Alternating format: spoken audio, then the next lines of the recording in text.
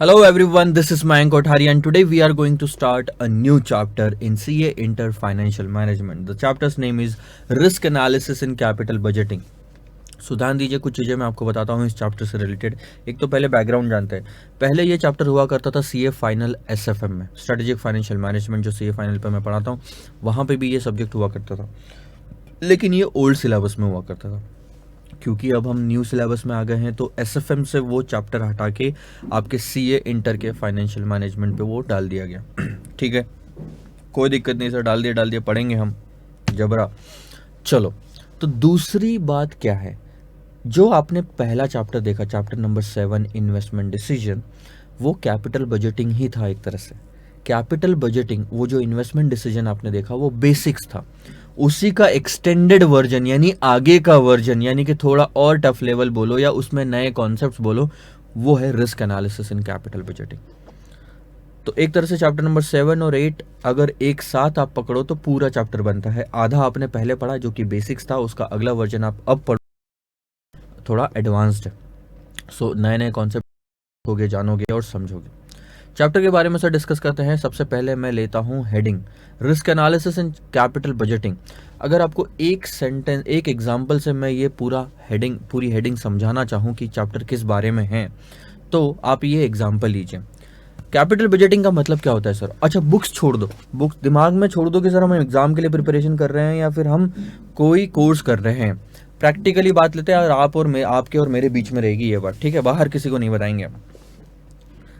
जब आप अपनी प्रोफेशनल क्वालिफिकेशन कंप्लीट कर लोगे, लेट्स से चार्टर्ड अकाउंटेंसी आप चालू कर रहे हो, आप सीए बन गए, उसके बाद में आप बिजनेस करना चाहते हैं। हम सर नहीं जाना चाहते ट्रेडिशनल वर्क के लिए, हम बिजनेस करना चाहते हैं। हम बिजनेस करना चाहते हैं और हमारे पास में 20 लाख रुपए है। मैंने मार्केट में रिसर्च किया और मार्केट में पता चला 2 प्रोजेक्ट है जिसमें मैं 20 लाख रुपए इन्वेस्टमेंट कर सकता हूँ।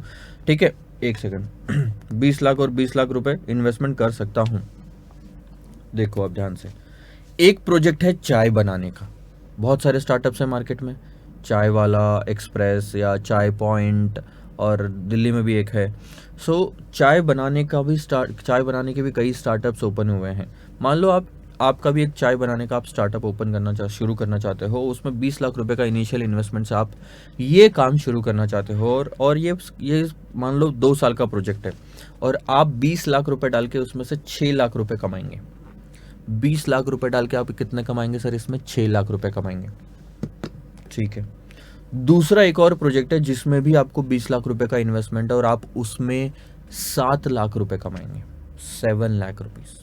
ठीक है, अब बारी आती है डिसीजन लेने की। कैपिटल बजटिंग यानी इन्वेस्टमेंट से रिलेटेड डिसीजंस लेने की, कि क्या मैंने पैसा इन्वेस्ट करना चाहिए, क्या मेरे जेब से मैंने इस प्रोजेक्ट में, बिजनेस में पैसा डालना चाहिए, क्योंकि हमारे चैप्टर का उद्देश्य वो है कैपिटल बजटिंग और इन्वेस्टमेंट डिसीजन। ओके, तो क्या मैंने इस प्रोजेक्ट में इन्वेस्ट करना चाहिए या नहीं करना चाहिए, ये डिपेंड करता है। पहली चीज, इन्वेस्टमेंट दोनों में देखो सेम है, 20-20 लाख का। उसके बाद रिटर्न्स देखो, इसमें मैं 5 लाख कमा रहा हूँ, सॉरी 6 लाख कमा रहा हूँ, इसमें मैं 7 लाख कमा रहा हूँ। सर जब इन्वेस्टमेंट दोनों में सेम है बट रिटर्न दूसरे प्रोजेक्ट में ज्यादा है, तो मैं दूसरा प्रोजेक्ट चूज करूंगा।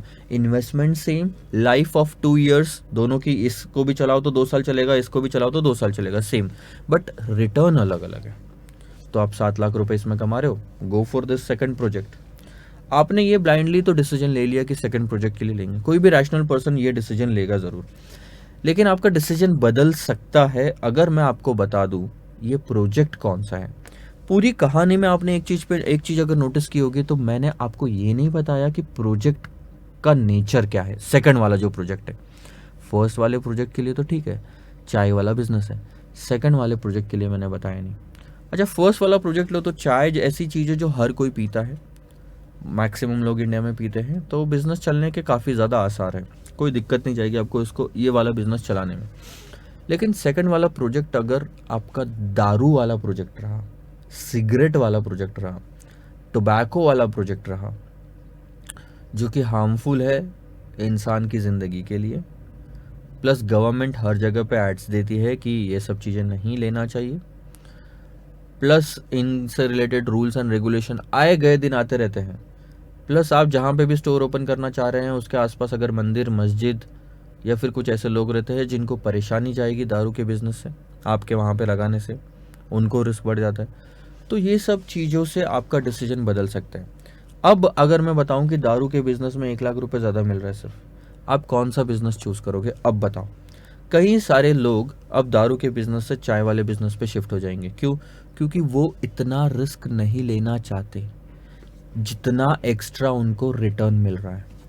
आपको यहाँ पे ये चीजें ध्यान में रखने की जरूरत है कि सर चाय के बिजनेस के बजाय अगर मैं दारू का बिजनेस कंडक्ट करता हूँ या शुरू करता हूँ तो उसमें मेरे को कितना ज्यादा रिस्क उठाना पड़ रहा है। गवर्नमेंट कल कुछ और रेगुलेशन लेके आ जाएंगी, मारना पिटाई वगैरह, कहीं लोग अगर झगड़े करते हैं वहाँ पे वो सब चीज़ें शुरू हो जाएगी।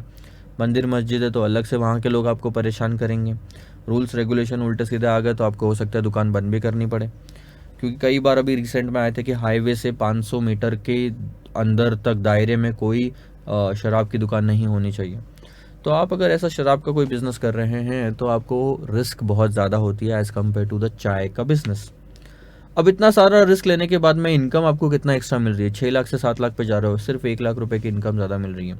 सो यहाँ पे डिसीजन ये लेना ज़रूरी है कि सर जो एक्स्ट्रा इनकम मुझे मिल रही है क्या उसके एवज में मैं इतना जो रिस्क उठा रहा हूँ वो सही है? रिस्क उठाने के बदले में जो मेरे को एक्स्ट्रा इनकम मिल रही है वो इनफ है? Am I satisfied? No. If I am not satisfied then I will continue, I will go with the chai business, मतलब टी वाला बिजनेस। ठीक है। तो इस पूरी कहानी से आपको क्या पता चलता है कि प्रोजेक्ट की अमाउंट और रिटर्न भले ही सेम हो, प्रोजेक्ट पे रिस्क कितना है ये देखना ज़रूरी है। सो प्रैक्टिकल लाइफ में जब आप कोई भी डिसीजन लेंगे इन्वेस्टमेंट से रिलेटेड, आप ज़रा सोचेंगे, आप देखेंगे कि इस प्रोजेक्ट में रिस्क कितना है। अगर मैं आपको बोल दूं कि चलो यार आप एक काम करो, 20 लाख रुपए का चाय में इन्वेस्टमेंट है, 6 लाख रुपए कमाओगे, इससे अच्छा आप एक काम करो 20 लाख रुपए का इन्वेस्टमेंट है और आप उसमें 1 करोड़ कमाओगे। सर 20 लाख के इन्वेस्टमेंट से 1 करोड़ कमाऊंगा, कितना अच्छा है। लेकिन वो ड्रग्स का बिजनेस है, करोगे? नहीं करोगे। इलीगल बिजनेस है, रिस्क बहुत ज़्यादा है, आप नहीं करोगे। सो रिटर्न ज़्यादा है ये देख के काम नहीं होता, इस तरीके से इन्वेस्टमेंट डिसीजन नहीं लिए जाते। रिस्क कितना है किसी प्रोजेक्ट में ये आपको देखना ज़रूरी है। So this is what the entire chapter is about. Risk analysis in capital budgeting says about कि किसी भी इन्वेस्टमेंट डिसीजंस के लिए अप्रूवल देने के पहले आपको उस प्रोजेक्ट का रिस्क एडजस्ट करना ज़रूरी है, देखना ज़रूरी है। हर प्रोजेक्ट का रिस्क अलग अलग होता है, तो रिस्क को एडजस्ट करके फिर प्रेजेंट वैल्यू निकालो, फिर कैश फ्लो निकालो, फिर डिसीजन लो। So this is what all we are going to study in this chapter. क्या क्या टॉपिक्स है, क्या क्या नए नए कॉन्सेप्ट्स हम देखेंगे, ये पहले ही क्वेश्चन में मैं आपको समझा दूंगा यहाँ पे इस छोटे से चार्ट के मदद से। आइए देखते हैं पहला क्वेश्चन क्या है sir. What are the different techniques of risk analysis in capital budgeting? Capital budgeting में रिस्क को एनालाइज करने की क्या क्या नए नए तरीके या डिफरेंट तरीके हम देखने वाले हैं। So the different techniques of risk analysis in capital budgeting has been mentioned below. 3 हिस्सों में हमने सर डिवाइड किया कि ये जो टेक्निक्स है जो हम देखने वाले हैं चैप्टर में, ये 3 हिस्सों में हमने डिवाइड किया। एक सेकंड। पहला हमने लिया सर स्टैटिस्टिकल टेक्निक, जिसमें हम स्टैटिस्टिक्स का इस्तेमाल करेंगे। और ये स्टैटिस्टिक्स जो आपने मैथमेटिक्स स्टैटिस्टिक्स आपने फाउंडेशन लेवल पे देखा, उनमें से कई सारी चीज़ें वापस रिपीट होगी। कन्वेंशनल टेक्निक्स, और तीसरा है अदर टेक्निक्स, जो बचे कुचे है वो अदर टेक्निक्स में हमने डाल दिया। अब आप ध्यान दो, आपका टोटल मिला के अगर आप देखना चाहोगे तो 9 टेक्निक्स है जो आपको पढ़नी है। 3 पहले, 2 बाद में, 4 बाद में। सो स्टैटिस्टिकल टेक्निक में सबसे पहली टेक्निक है प्रोबेबिलिटी। रिस्क के हिसाब से आप प्रोबेबिलिटी एडजस्ट करते हो। अगर प्रोजेक्ट बहुत ज़्यादा रिस्की है तो उसकी प्रोबेबिलिटी आप कम देते हो कि उसमें कैश फ्लोज इनकर होंगे, उसको कम प्रोबेबिलिटी असाइन होती है। यहाँ पे चाय वाले बिजनेस को ज़्यादा प्रोबेबिलिटी असाइन होती है। प्रोबेबिलिटी का मतलब होता है चांसेस, आगे पढ़ेंगे। सेकंड कॉन्सेप्ट है आपका वरायंस और स्टैंडर्ड डेविएशन।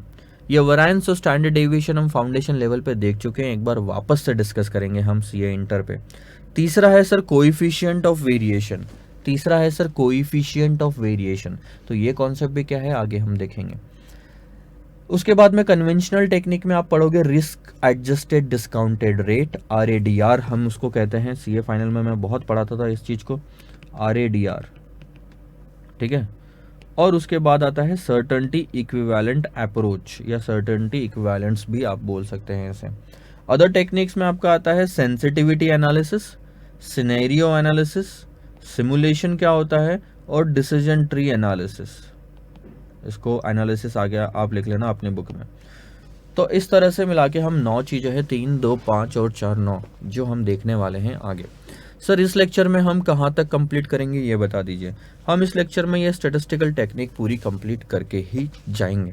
आइए सर शुरू करते हैं क्वेश्चन नंबर 1 मतलब 2 से। अब 2 से शुरू करेंगे। सो ये सब शुरू करने के पहले एक बेसिक अंडरस्टैंडिंग इस चैप्टर की आना ज़रूरी है। ये हम कुछ क्वेश्चन में 4 से 5 नंबर तक के क्वेश्चन में हम देखेंगे। सबसे पहले देखिए क्वेश्चन क्या है, what are the different types of decision making that we can take considering the fact that investment projects are expose to various degrees of risk. ध्यान दो क्या बोलता है, किस तरह के अलग अलग कौन से ऐसे अलग अलग तरीके के डिसीजन होते हैं जो हम लेते हैं। ये ध्यान में रख के ये चीज का आंसर करो कि अलग अलग इन्वेस्टमेंट प्रोजेक्ट्स का अलग अलग रिस्क होता है। Various projects, the fact that investment projects are expose to various degree of risk, अलग अलग रिस्क होता है प्रोजेक्ट्स का। सो considering the fact that investment projects are exposed to various degrees of risk, there can be 3 types of decision making।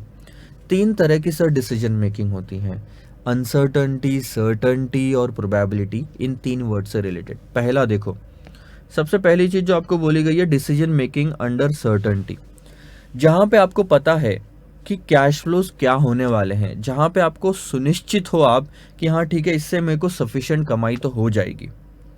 जहां आपको पता है decision making under certainty का मतलब बताता हूँ, एग्जांपल लेके बताता हूँ। सर्टन मतलब आपको कंफर्म पता है कि हाँ इतना तो हमको मिलेगा ही मिलेगा।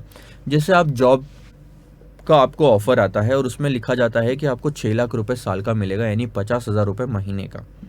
6 लाख रुपए साल का यानी 50,000 रुपये महीने का मिलेगा, ये आपको ऑफर आया। अब आप मुझे बताओ, यहाँ पे आपको डिसीजन लेना है कि क्या हमने इस ऑफर को एक्सेप्ट करना चाहिए। इस डिसीजन के लिए, ये रहा डिसीजन मेकिंग, इस डिसीजन के लिए क्या ये सर्टनिटी है कि आपको आने वाले 1 साल में हर महीने कितने कैश फ्लोज होंगे। हाँ सर्टन है, हमको पता चल गया 50,000 रुपए पर मंथ हमको मिलने वाला है, ये कंफर्म हो चुका है। So when the cash flows are certain, this decision of the offer letter from a company for employment comes under this first category, जहां पे मेरे को कंफर्म पता है कैश फ्लोज क्या होने वाली है। लेकिन decision making involving risk is another thing. अगर, ठीक है ध्यान दो, रिस्क इन्वॉल्व्ड है, so when cash flows involve risk and probabilities can be assigned. ध्यान देंगे आप। अब मैं एग्जांपल देके बताता हूं कि second type of decision making क्या होता है। जब मुझे डिसीजन लेना है कि मैं किसी बिजनेस में इन्वेस्टमेंट करना चाहता हूँ, ठीक, किसी बिजनेस में मैं इन्वेस्टमेंट करना चाहता हूँ, एंड एग्जांपल के तौर पे मान के चलिए कि मैं चाय वाले बिजनेस में इन्वेस्टमेंट करना चाहता हूँ। अब चाय वाले बिजनेस में इन्वेस्टमेंट करना चाहता हूँ और ये बिजनेस की कैश फ्लोज आने वाले 1 साल में क्या होगी ये सर्टन है, ये बोल सकता हूँ क्या? मैं नहीं बोल सकता। तो पहले कैटेगरी में ये बिजनेस नहीं आएगा। बिजनेस कोई भी हो सर पहले कैटेगरी में नहीं आता, क्योंकि किसी भी बिजनेस की कैश फ्लो सर्टन नहीं होती। सर्टन तो होती है सिर्फ आपको जो गवर्नमेंट जॉब लगती है या कहीं पे भी जॉब लगती है वो कैश फ्लोज। बिजनेस की कैश फ्लो सर्टन नहीं होती। बिजनेस की कैश फ्लोज, आधे से ज़्यादा बिजनेस आपके ये सेकंड वाले टॉपिक में आएंगे। आगे जितने भी हम देखने वाले हैं क्वेश्चंस वो सेकंड वाले टॉपिक में आएंगे या टाइप में आएंगे। तो चाय के बिजनेस में क्या होता है सर, अगले महीने हो सकता है मेरा बिजनेस 50,000 रुपये का रेवेन्यू दे, उसके अगले महीने शायद 70,000 का दे। गर्मियों में मेरा बिजनेस थोड़ा सा ठंडा पड़ जाता है क्योंकि चाय कम प्रेफर करते हैं लोग, ठंडा ज़्यादा पीते हैं। लेकिन सर्दियों में मेरा बिजनेस बढ़ जाएगा। लेकिन कैश फ्लोज क्या होंगी ये मैं नहीं बता सकता। तीसरा, डिसीजन मेकिंग अंडर अनसर्टनिटी। अब दूसरे में और तीसरे में कुछ फ़र्क है, रिस्क और अनसर्टनिटी में फ़र्क है। अब आपको डिसीजन लेना है जहां पे आपको नहीं पता कि क्या कैश फ्लोज होंगे। When the cash flows are uncertain and probabilities can not be assigned. पहले वाले में क्या था कि कैश फ्लोज अनसर्टन तो थे लेकिन प्रोबेबिलिटीज असाइन कर पा रहे थे आप। आपको लग पा रहा था कि चलो अगले महीने में जो चाय का बिजनेस करूंगा उसमें 50,000 रुपये कमाऊंगा, इसके चांसेस 80% है, क्योंकि ठीक है सर्दियों का टाइम चल रहा है या फिर ऐसे। लेकिन अगले महीने में 50,000 की इनकम कमाऊंगा, उसके चांसेस 30% है, क्योंकि गर्मियों का टाइम चल रहा। मैं ऐसा एक अंदाज़ा लगा के प्रोबेबिलिटी असाइन कर पा रहा था। लेकिन ये जो है uncertainty, decision making under uncertainty, ये डिफ़िकल्ट है। जैसे एग्जांपल के तौर पे अगर मैं होंडा की फ्रेंचाइजी लेना चाहता हूँ मेरे शहर में, जिसमें मैं होंडा की सारी कार्स बेचूंगा, तो यहाँ पे कैश फ्लोज आप पता लगा सकते हो, लेकिन ऊपर नीचे रहेगी कि किस महीने कितनी गाड़ियाँ बिकेगी। ठीक है, एक। दूसरा, अनसर्टन और प्रोबेबिलिटीज आप इसलिए असाइन नहीं कर पाओगे क्योंकि आपको अभी तक अप्रूवल नहीं मिला है कि आपको फ्रेंचाइजी मिलेगी नहीं मिलेगी। ऑलरेडी आप अप्लाई करोगे तब जाके पता चलेगा ना। तो ये सारी चीज़ें हैं जिसमें आपको 3 हिस्सों में आप डिवाइड करते हो। ये थ्योरी के लिए क्वेश्चन पूछा जा सकता है बस। अब आप थोड़ा सा डिस्कस कीजिए सर 2 चीज़ों के बारे में। Briefly explain the terms risk and uncertainty, also comment on their relationship, can they be used interchangeably. हमने ऊपर में सर सेकंड और थर्ड पार्ट में ना 2 चीज़ें देखी, 2 चीज़ें पढ़ी, इन्वॉल्विंग रिस्क अंडर अनसर्टनटी। ठीक है, तो रिस्क और अनसर्टनटी में सर डिफरेंस क्या है, मतलब क्या है, ये हम अभी पढ़ेंगे, ध्यान दो। The term risk and uncertainty has been explained below. अब इस चीज पे काफी गौर से ध्यान देना। Risk is the variability in terms of actual returns comparing with the estimated returns. Most common techniques of risk. अच्छा, रिस्क क्या है मैं बताता हूँ, छोड़ो यहाँ पे। आपको लग रहा है कि, ध्यान दो, आपको लग रहा है कि अगले साल मेरी कमाई, अगले साल नहीं, अगले महीने चाय बेच के मैं 50,000 रुपये महीने का कमाऊंगा। और एक्चुअल में लोग कमाते हैं, आप ऐसा मत सोचो कि चार्टर्ड अकाउंटेंट को 30,000 की जॉब मिली है तो बहुत ही ज़्यादा कमा रहा है या भैया हाई पेइंग जॉब है। चाय वाले को भी उससे ज़्यादा पैसे मिलते हैं, बट वो क्लास नहीं मिल पाता जो आप क्लास चाहते हैं बिजनेस में। 50,000 रुपये चाय वाला कमाएगा, लेकिन वो क्या बोलता है कि मेरी एक्सपेक्टेशन है कि मैं 50,000 रुपये कमाऊंगा। इसको कहा जाता है एस्टिमेटेड रिटर्न्स। लेकिन ये 50,000 की कमाई 4,000 रुपये से ऊपर या नीचे हो सकती है। मतलब यार 50,000 कमाऊंगा लेकिन 4,000 का ऊपर नीचे हो सकता है, 2-4 हज़ार का ऊपर नीचे हो सकता है। हम ऐसा नहीं बोलते कि यार हाँ ठीक है, मतलब मेरे को लग रहा है कि 450 मार्क्स तो आ जाएंगे लेकिन 20-25 मार्क्स ऊपर नीचे हो सकते हैं, यानी कम भी ज़्यादा भी। ये जो मैंने 4,000 ऊपर नीचे बोला, ये है वेरिएबिलिटी। वेरिएबिलिटी का मतलब क्या होता है? वेरिएबल मतलब जो हम एस्टिमेट कर रहे हैं वैल्यू 50,000 की, उसमें कितना डिफरेंस आ सकता है। 4,000 का ऊपर नीचे का मतलब ये रेंज आपकी बनती है कि यहाँ पे 50 है, 50 के नीचे 4 यानी कि 46, ऊपर 4 यानी कि 54। यानी कहीं ना कहीं आप जो एक्चुअल में पैसा कमाओगे वो 46 और 54 के बीच में होगा। एग्जैक्ट नहीं बता रहे आप, 46 और 54 के बीच में हो गया। आपने क्या बताया कि आप एस्टिमेट कितना कर रहे हो प्लस उसमें वेरिएशन कितने आएंगे। ये जो वेरिएशन 4,000 का आप बता रहे हो ना, इसको कहा जाता है रिस्क।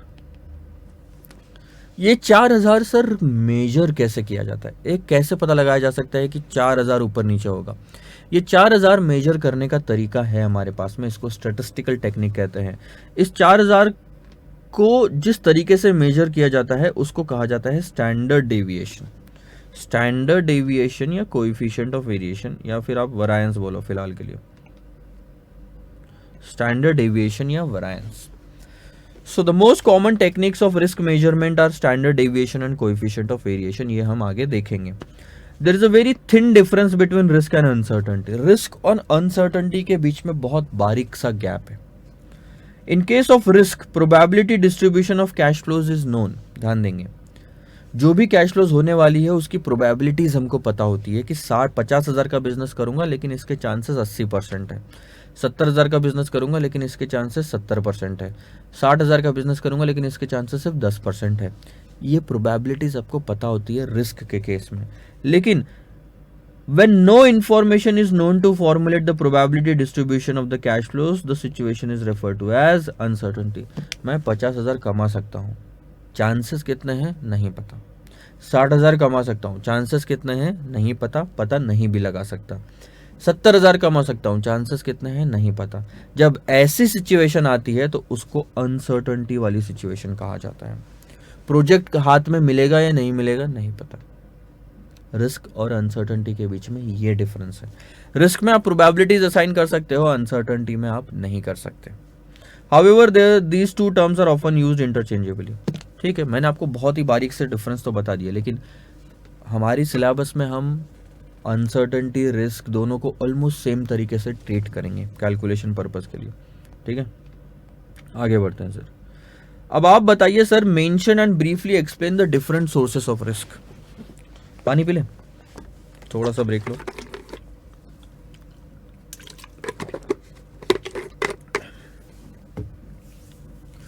ये पढ़ आप लेना, लेकिन मैं इसका मतलब समझा देता हूं।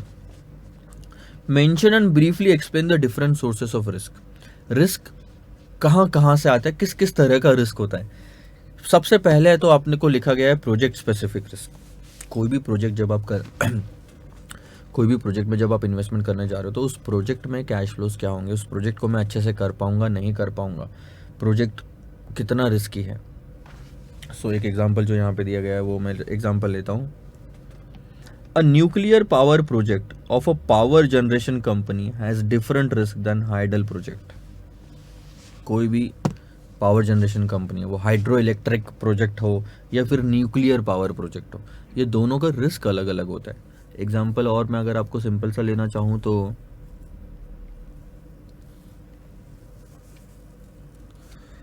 मान लो प्रोजेक्ट स्पेसिफिक रिस्क लेते हैं। ठीक है, रोड का कंस्ट्रक्शन करना है किसी एरिया में, सर रोड का कंस्ट्रक्शन करना है एक प्रोजेक्ट। दूसरा प्रोजेक्ट है सर मेरे को ब्रिज बनाना है किसी और एरिया में। सो दोनों ये प्रोजेक्ट है। अब ये प्रोजेक्ट टाइम पे ख़त्म होंगे नहीं होंगे, इस प्रोजेक्ट की कॉस्ट बढ़ेगी नहीं बढ़ेगी, इस प्रोजेक्ट को मैं कंप्लीट कर पाऊंगा नहीं कर पाऊंगा, ये सारे जो अलग अलग तरीके के सवाल उठते हैं ये रिस्क पैदा करते हैं हर प्रोजेक्ट में। सो हर प्रोजेक्ट का ये जो रिस्क होता है ये अलग अलग होता है। चलो एक एग्जाम्पल के तौर पे, एक ब्रिज को एक एरिया में बनाना और उसी तरह का ब्रिज किसी और सिटी में किसी और रिवर के पास में बनाना, दोनों में रिस्क अलग अलग होगा। तो अब ये प्रोजेक्ट स्पेसिफिक रिस्क है, क्योंकि आपका एक प्रोजेक्ट ये है, दूसरा प्रोजेक्ट ये है, दोनों नेचर सेम है लेकिन प्रोजेक्ट तो दो अलग अलग हुए। इसको कंप्लीट कर पाए, इसको नहीं कर पाए, क्योंकि इसको कंप्लीट करने में उस एरिया में कुछ दिक्कतें आ रही थी, या अप्रूवल या कॉस्टिंग या फिर कुछ प्रॉब्लम आई। So that is something related to the project, भले ही नेचर सेम हो। दूसरा होता है कंपनी स्पेसिफिक रिस्क। अब इस दोनों प्रोजेक्ट को ध्यान दो, इस दोनों प्रोजेक्ट को टाटा की कंपनी ले या इन दोनों प्रोजेक्ट को रिलायंस की कंपनी कंडक्ट करे, रिस्क अलग अलग हो जाएगा। चलो फॉर द टाइमिंग मान के चलो कोई भी एक ही प्रोजेक्ट है, दो छोड़ दो। एक प्रोजेक्ट है, रोड कंस्ट्रक्ट करना है हमको, कहाँ से सर कहाँ तक कंस्ट्रक्ट करना है, रोड भी नहीं, आप एक चलो ठीक है रोड कंस्ट्रक्शन का ही एग्जांपल लेते हैं हम। रोड कंस्ट्रक्ट करना है सर हमको दिल्ली के पास में कहीं, तो दिल्ली के पास में कहीं तो अगर हमको रोड कंस्ट्रक्ट करना है तो वो रोड कंस्ट्रक्शन का कॉन्ट्रैक्ट अगर रिलायंस को दिया जाए, वो रोड कंस्ट्रक्शन का कॉन्ट्रैक्ट अगर टाटा को दिया जाए या उनकी अगर कोई कंपनी है, तो रिस्क अलग अलग हो जाएगा। कैसे सर? क्योंकि टाटा अपने तरीके से उस बिजनेस को करेगी, उस प्रोजेक्ट को हैंडल करेगी, रिलायंस अपने तरीके से इस प्रोजेक्ट को हैंडल करेगी। सो रिलायंस की क्रेडिबिलिटी अगर रिसेंट में कम हुई है, रिलायंस में बहुत सारे घपले हुए हैं रिसेंट में, तो इस प्रोजेक्ट को रिलायंस को देना रिस्की बन जाता है। So this is called as company specific risk, जहां पे प्रोजेक्ट में कोई खामी नहीं है, प्रोजेक्ट में कोई दिक्कत नहीं है, लेकिन कंपनी जो उस प्रोजेक्ट को कर रही है उसमें दिक्कत है। So risk which arise due to company specific factors like downgrading of the credit rating, changes in the key managerial person. पहले मुकेश अंबानी संभालते थे, अब उनके बेटे संभालते हैं, अब उनके बेटे संभालते हैं, उनको इतना एक्सपीरियंस नहीं है, शायद वो उतने स्मार्ट नहीं है, तो रिस्क बदल जाएगा, रिस्क ज़्यादा हो जाएगा रिलायंस का, रिलायंस के हाथों से काम करवाने में। अगर वही मुकेश अंबानी संभालता तो भाई रिस्क कम होता। All this factor affects the cash flows of an entity and access the funds for the capital investment. जैसे कि उन्होंने बोला, two banks have different exposure to default risk. दो बैंक का अलग अलग रिस्क होगा। अब आप अगर एसबीआई में बैंक का अकाउंट ओपन कराते हैं और आप अगर पंजाब नेशनल बैंक में बैंक अकाउंट ओपन कराते हैं तो दोनों का रिस्क अलग अलग है, पैसा भले दोनों जगह पे सेम है। तीसरा आता है सर इंडस्ट्री स्पेसिफिक रिस्क। दो रिस्क आप देख चुके हैं, एक तो होता था प्रोजेक्ट स्पेसिफिक रिस्क और दूसरा था सर आपका एक तो था प्रोजेक्ट स्पेसिफिक रिस्क, दूसरा था सर आपका कंपनी स्पेसिफिक रिस्क। तीसरी बात करता हूँ इंडस्ट्री स्पेसिफिक रिस्क के बारे में। इंडस्ट्री स्पेसिफिक रिस्क क्या हो गया? अब इंडस्ट्री है जैसे कि ऑटोमोबाइल है, mobile phones, computer laptop industry, ठीक है। शराब का बिज़नेस तो वो एक इंडस्ट्री अलग हो गई। फिर कंज्यूमर गुड्स की इंडस्ट्री, ये इंडस्ट्री है अलग अलग अलग अलग अलग अलग। अब मान लो, ठीक है, टाटा कोई कार बनाना चाहती है, ठीक है, और होंडा भी कोई कार बनाना चाहती है इंडिया में। वो अपना कार का बिज़नेस कर रहे हैं, ठीक है। लेकिन अब दिक्कत क्या आई, नहीं चलो शराब का बिज़नेस लेते हैं, वो बहुत ज़्यादा आसान है समझाने के लिए। तो मैं शराब का स्टोर ओपन करना चाहता हूँ, आप भी शराब का स्टोर ओपन करना चाहते हैं इंडिया में। आप दिल्ली में करो, मैं मुंबई में करता हूँ, ठीक है। अब शराब का बिज़नेस का रिस्क जो है वो, ठीक है, मतलब आपकी कंपनी, आप लोन लेके शराब का बिज़नेस चालू करना चाहते हो, मैं भी लोन लेके शराब का बिज़नेस चालू करना चाहता हूँ। आपका और मेरा रिस्क अलग अलग रहेगा, क्योंकि आप पे कर पाओ नहीं कर पाओ, मैं पे कर पाऊँ नहीं कर पाऊँ बैंक को वापस। This is company specific risk. शराब का बिज़नेस में क्या हुआ है कि अगर गवर्नमेंट ने कोई दिक्कत ला दी कि शराब में टैक्सेस तो नहीं बोल सकते हम ऐसी चीज़ बोलेंगे कि जो पूरी शराब की इंडस्ट्री को अफेक्ट करेगा। ऐसा कोई भी डिसीजन अगर गवर्नमेंट की तरफ से आता है या लोगों की तरफ से आता है या हाई कोर्ट की तरफ से आता है, जिसमें आपके बिज़नेस पे इम्पैक्ट पड़ेगा, मेरे बिज़नेस पे भी इम्पैक्ट पड़ेगा, आपको भी नुकसान हुआ और मेरे को भी नुकसान हुआ, तो वो किस वजह से हुआ ये ध्यान दो। क्या वो कंपनी स्पेसिफिक रिस्क था? नहीं सर। कंपनी स्पेसिफिक होता तो या तो आपको होता या तो मेरे को होता। दोनों कंपनी को एक साथ हुआ, इसका मतलब वो इंडस्ट्री में ही फॉल्ट है। वो इंडस्ट्री में ही कुछ ऐसी चीज़ आ गई जहाँ पे हम दोनों के बिजनेस को नुकसान हुआ। एग्जाम्पल के तौर पे all of a sudden social media पे शराब के अगेंस्ट में बातें चलने लग गई, तो शराब का बिजनेस कम हो गया, तो इससे आपको भी नुकसान, मुझे भी नुकसान हुआ। आई बात आपको समझ में? एक सेकंड आप होल्ड करेंगे।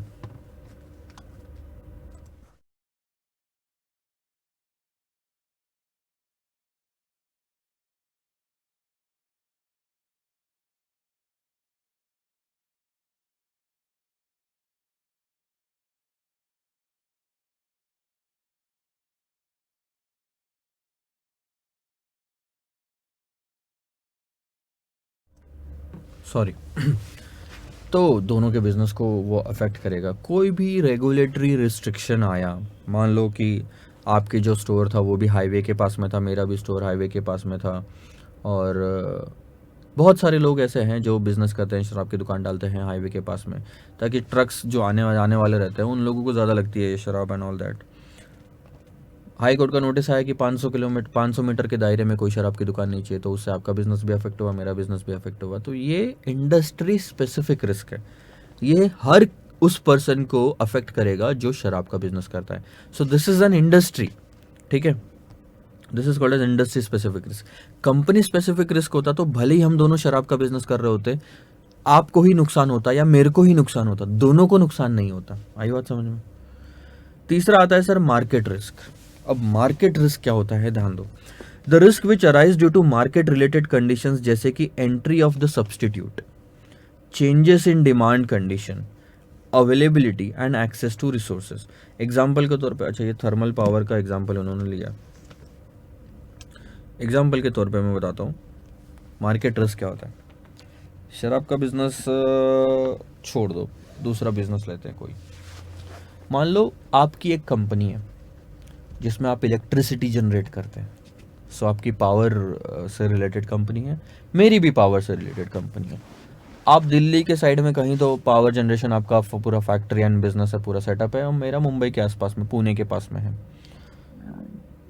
ठीक है। अब अगर कंपनी स्पेसिफिक रिस्क होता तो वो आपके बिजनेस को अफेक्ट करता सिर्फ क्योंकि मान लो आपकी कंपनी में जो की मैनेजरियल पर्सनल थे या बहुत अच्छे अच्छे लोग जो थे जिनके थ्रू आप काम कराते थे, उनकी सडनली डेथ हो गई या वो रिटायर हो गए, और अब जो नए बंदे आए हैं वो इतने अच्छे नहीं हैं। That is company specific risk, ठीक है।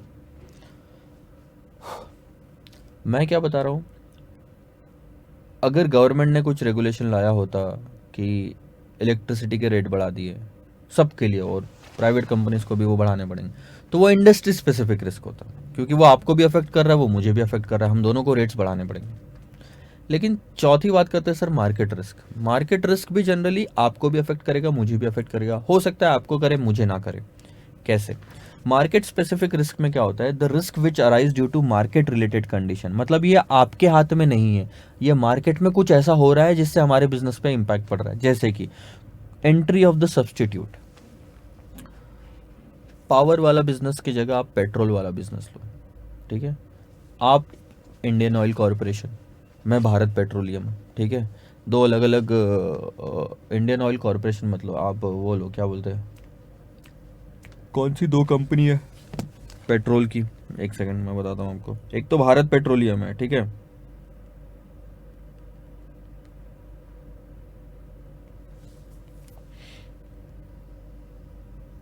इंडियन ऑयल पेट्रोल पंप, एक इंडियन ऑयल का भी आता है, एक भारत पेट्रोलियम भी आता है, चलो मैं सही था। सो इंडियन ऑयल है आपका, मेरा भारत पेट्रोलियम है, ठीक है, दोनों का बिजनेस चल रहा है। अब दिक्कत क्या हुई, मार्केट में गैस यूज़ ज़्यादा होने लग गया, सब्सटीट्यूट आ गया हमारा, पेट्रोल की जगह लोग अब गैस की गाड़ियाँ खरीदते हैं, गैस कारों में यूज़ होता है, गैस कई जगह पे यूज़ होने लग गया। सो यहाँ पे पेट्रोल डीजल का इस्तेमाल कम हो गया और इससे हमारी कंपनी को नुकसान हो रहा है। So this is called as market risk, जहाँ पे सब्सटीट्यूट आ जाता है हमारे लिए। अब एग्जांपल के तौर पे पहले हम डेस्कटॉप यूज़ करते थे, अब हम आईपैड और लैपटॉप यूज़ करते हैं, तो जो डेस्कटॉप बनाने वाली कंपनी है उसको ये मार्केट रिस्क है। उसके बाद में डिमांड कंडीशंस बदल गई। एग्जांपल के तौर पे इन्होंने जो दिया है वो मैं पढ़ के दिखा रहा हूँ। Thermal power project gets affected if the coal mines are unable to supply coal requirements of a thermal power company. जैसे मैं आपको पावर वाला एग्जांपल दे रहा था, आपका भी पावर कंपनी, मेरा भी पावर कंपनी। अब हम दोनों को पावर जनरेट करने के लिए कोयला लगता है, कोयला डालेंगे रॉ मटेरियल के तौर पे, तब इलेक्ट्रिसिटी जाके जनरेट होगी। लेकिन कोयला ही अगर कोयला सप्लाई करने वाली कंपनियों के द्वारा, तो हमारे बिजनेस को अफेक्ट करेगा।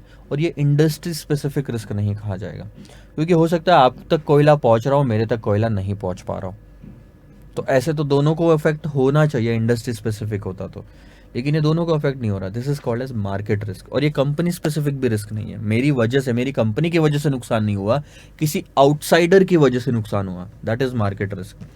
तीसरा होता है competition risk. There are risk related with the competition in the market which the company operate, in which the company operates. पहले मैं होंडा का शोरूम को, मेरे शहर में होंडा का शोरूम था, बढ़िया कार बेचता था, होंडा की मैक्सिमम कारें मेरे शहर में बिकती थी। अब मेरे ही शोरूम के बाजू में hyundai ने शोरूम ओपन कर दिया। hyundai के शोरूम के आने की वजह से कंपटीशन बढ़ गया। अब लोगों के पास में ऑप्शन मिल गया कि होंडा की कार लूँ या hyundai की कार लूँ। अब लोग सोचते हैं कि होंडा सिटी लेने की बजाय hyundai वर्ना ले लेता हूँ। अब लोग सोचते हैं कि यार होंडा सिविक लेने के बजाय मैं एलांट्रा ले लूँ hyundai की। सो जब कंपटीशन बढ़ जाता है तो उसकी वजह से जो होंडा के शोरूम जो था मेरा पहले, उसमें जो मुझे नुकसान हुआ है कैश में, वो कैश फ्लोज में, वो मेरे लिए कहा जाएगा कंपटीशन रिस्क। तीसरा होता है risk due to economic condition. Economy में कुछ बदलाव आ गए, जैसे एग्जांपल के तौर पे गवर्नमेंट ने टैक्स बदल दिया सर, टैक्स का रेट पहले 25% था, 35% हो गया, तो आपकी जेब से ज़्यादा टैक्स जाएगा, तो आपके प्रॉफिट पे इम्पैक्ट पड़ा। ये कोई प्रोजेक्ट स्पेसिफिक रिस्क नहीं है, कंपनी स्पेसिफिक रिस्क नहीं है, इंडस्ट्री स्पेसिफिक भी रिस्क नहीं है। मतलब टैक्स बढ़ाने की वजह से आपके ऑटोमोबाइल कंपनी पे भी रिस्क ज़्यादा आ रहा है, चाय वाले को भी ज़्यादा टैक्स भरना पड़ रहा है, और होटल इंडस्ट्री को भी ज़्यादा टैक्स भरना पड़ रहा है, सबको इम्पैक्ट कर रहा है। तो दिस इज इकोनॉमी एंटायरली जो अफेक्ट हो रही है। यही नहीं, आरबीआई ने अगर लोन के रेट बढ़ा दिए, मतलब बैंकों ने अगर लोन के रेट बढ़ा दिए, तो लोन के रेट बढ़ जाने की वजह से अगर किसी कंपनी ने लोन लेकर रखा है तो उसको नुकसान ज़्यादा है, क्योंकि उसको इंटरेस्ट ज़्यादा देना पड़ रहा है। तो ये इकोनॉमिक कंडीशन है, ध्यान देंगे। These are the risk which are related with the macro economic condition, जैसे कि monetary policy by the central bank. Central bank कौन है, इकोनॉमिक्स में पढ़ा है हमने, सेंट्रल बैंक है सर आरबीआई। अगर ये इंटरेस्ट रेट ऊपर नीचे करती है तो हमारे बिजनेस पे इम्पैक्ट पड़ता है। फिजिकल पॉलिसी, गवर्नमेंट में अगर फिजिकल पॉलिसी में चेंजेस आते हैं, टैक्सेस वगैरह बढ़ा दिए गवर्नमेंट ने, तो हमारे बिजनेस पे इम्पैक्ट पड़ेगा। इन्फ्लेशन बढ़ गया, जीडीपी में चेंज आ गया, सेविंग्स, नेट डिस्पोजेबल इनकम, इन सब में चेंज आने से सबके बिजनेस पे इम्पैक्ट पड़ता है। अगर लोगों को जॉब्स नहीं मिल रही है, इसका मतलब लोग नहीं कमा रहे हैं, इसका मतलब लोग पैसे नहीं कमाएंगे तो लोग कार भी नहीं खरीदेंगे, तो मेरे कार के बिजनेस पे इम्पैक्ट पड़ता है। ये इकोनॉमी है, ऐसे पूरा सर्कल है जो चलता है। तो लोगों को जॉब्स मिलना ज़रूरी है अगर मेरे को मेरी कार बेचना है तो, आई बात समझ में? This is risk due to economic condition. Lastly आपका इंटरनेशनल रिस्क है। इंटरनेशनल रिस्क यानी कि क्या? इंटरनेशनल रिस्क सब उन्हीं लोगों को अफेक्ट करता है जिनका इंडिया के बाहर या एक देश के बाहर कहीं बिजनेस हो। बिजनेस का मतलब होता है या तो एक्सपोर्ट करना या तो इम्पोर्ट करना। सो मैं अगर होंडा जो कार है, होंडा जापान से है, तो होंडा की कार अगर इंडिया में बैन कर दी जाए तो ये इंटरनेशनल रिस्क हो जाए होंडा को, क्योंकि होंडा का इंडिया में काफ़ी अच्छा बिजनेस है और वो बिजनेस पूरी तरह से ठप हो जाएगा अगर इंडिया ने बैन कर दिया। क्यों? जापान और इंडिया की मान लो लड़ाई शुरू हो गई, फिर क्या कर लोगे आप? बैन हो गई। बैन हो गई तो दिक्कतें आएगी। सो this is all about the sources of risk. अलग अलग तरीके के अलग अलग रिस्क है। आप ये मत समझिए कि सर सिर्फ 7 तरह के रिस्क होते हैं। रिस्क बहुत सारे तरीके हैं, आपके सिलेबस में सिर्फ इतना दिया हुआ है। आगे बढ़े सर, ध्यान देंगे। प्रोजेक्ट स्पेसिफिक रिस्क आपको याद आना चाहिए। Project specific, company specific, industry specific, market specific आपका है, competition risk, risk due to economic conditions and lastly international risk. ये सारी चीजें थी। आगे बढ़ते हैं। धीरे धीरे धीरे धीरे कॉन्सेप्ट समझेंगे तभी हम क्वेश्चन सॉल्व कर पाएंगे।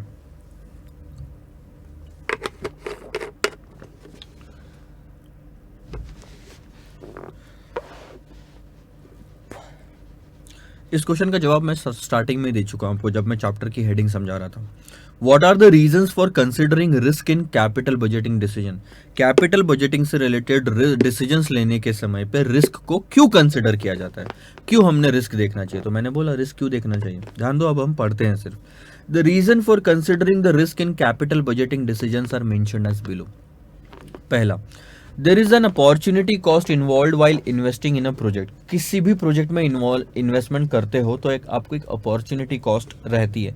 एग्जाम्पल मैं वापस वही लेता हूँ, एक शराब का बिजनेस करना चाहते थे 20 लाख रुपए लगा के, और एक आप चाय का बिजनेस करना चाहते थे 20 लाख रुपए लगा के। चाय के बिजनेस में आपको 6 लाख मिल रहा था और उसी बिजनेस शराब के बिजनेस में आपको 7 लाख रुपए मिल रहा था। सो ध्यान दो, रिस्क कंसिडर क्यों करना जरूरी है। अगर आप शराब का बिजनेस करते तो आपको एक अपॉर्चुनिटी है जो आप खो बैठोगे। कौन सी अपॉर्चुनिटी हम खो बैठते हैं? अगर शराब का बिजनेस हम शुरू करना चाहते हैं तो हम चाय का बिजनेस नहीं शुरू कर पाएंगे। चाय का बिजनेस नहीं शुरू कर पाएंगे तो वो 6 लाख रुपए का हमको नुकसान हो जाएगा। ठीक है, अब ध्यान दो वापस से इस सेंटेंस पे। There is an opportunity cost involved while investing in a project.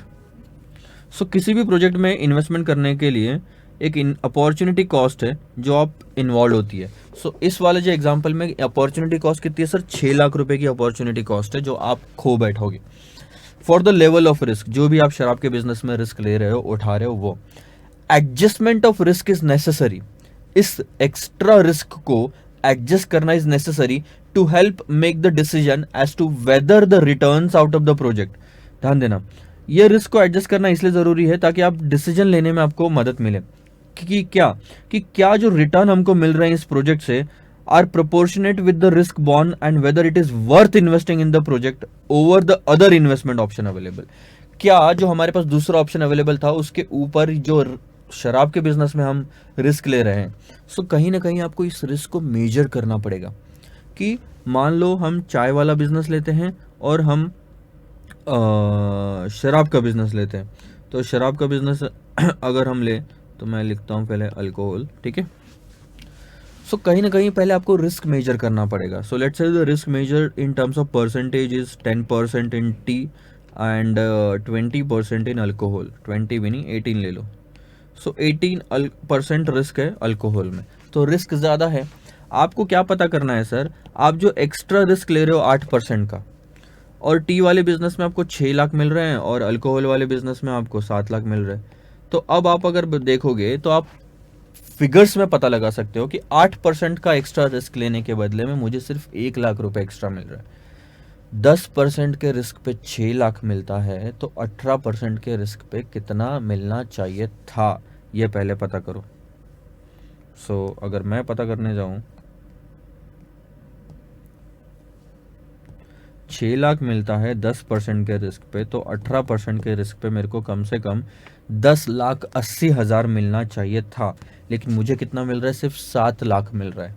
सो जितना मैं रिस्क एक्स्ट्रा उठा रहा हूँ उतनी मेरे को इनकम नहीं हो रही है। ये पता लगाता है रिस्क एनालिसिस। सेकंड पार्ट आपको बोलता है risk adjustment is required to know the real value of the cash inflows. तो रिस्क को एडजस्ट करना is very important in this case. So बस यही था डिसीजन लेने के लिए कि रिस्क एनालिसिस इसलिए ज़रूरी है। अब बात करते हैं sir, briefly explain the term probability. Probability होता क्या है और एक्सपेक्टेड नेट कैश फ्लोज क्या होते हैं और एक्सपेक्टेड नेट प्रेजेंट वैल्यू क्या होती है, ये एक एग्जांपल के साथ में मैं समझाऊंगा आपको। एग्जैक्टली कुछ रफ फिगर्स लेंगे, हम कैलकुलेशन करेंगे। सबसे पहले तो सर प्रोबेबिलिटी की बात बताता हूँ। जब आप सिक्का उछालते हैं तो दो चीज़ें हो सकती है, या तो हेड्स आएगा या तो टेल आएगा। और क्योंकि दो ही पॉसिबिलिटी हो सकती है तो 100% प्रोबेबिलिटी, टोटल प्रोबेबिलिटी कितनी होती है 100%। 100% को दो हिस्सों में डिवाइड कर दो तो 50-50% चांसेस है, हम ये बोलते हैं। So what are the chances of head and what are the chances of tail if you toss a coin? 50% of the head, 50% of the tail, यही बोलते हैं हम। इसी को कहा जाता है प्रोबेबिलिटी। अब मैं अगले साल 50,000 कमाऊंगा, 60,000 कमाऊंगा, 70,000 कमाऊंगा और 80,000 कमाऊंगा। ध्यान दो, अब हम कुछ रियल फिगर्स लेते हैं, ठीक है।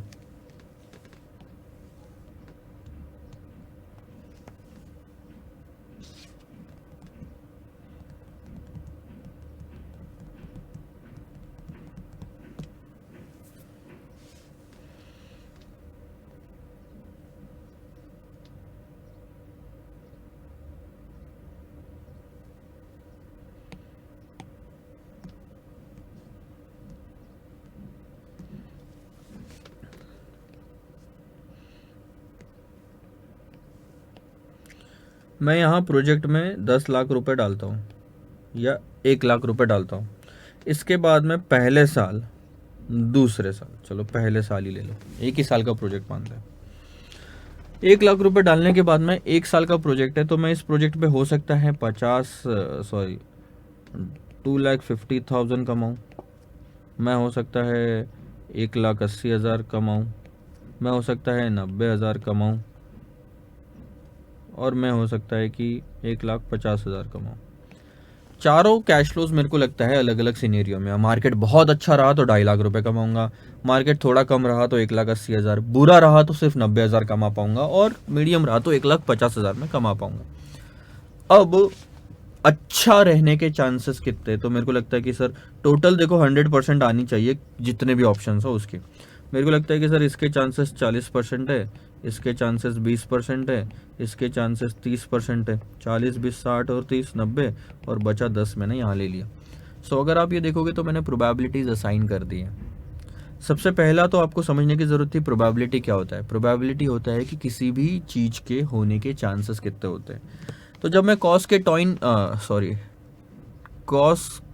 कॉइन को टॉस करने की बात कर रहा था तो उसमें दो ही ऑप्शन पॉसिबल थे, दो ही पॉसिबिलिटी थी। तो पूरे 100% प्रोबेबिलिटी को दो चीज़ों में आपने डिवाइड किया था, दो ही हिस्सों में आपने डिवाइड किया था।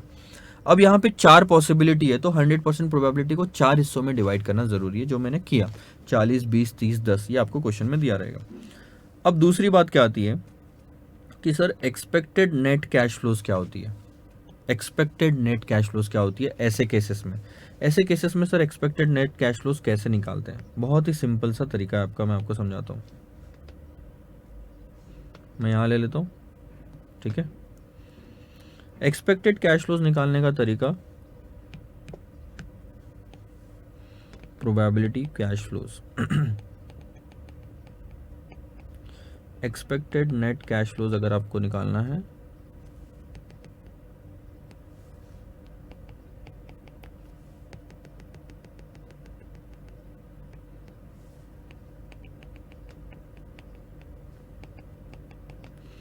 सिंपली प्रोबेबिलिटी को कैश फ्लो से मल्टीप्लाई करो। प्रोबेबिलिटी को कैश फ्लो से मल्टीप्लाई करो तो क्या आएगा सर,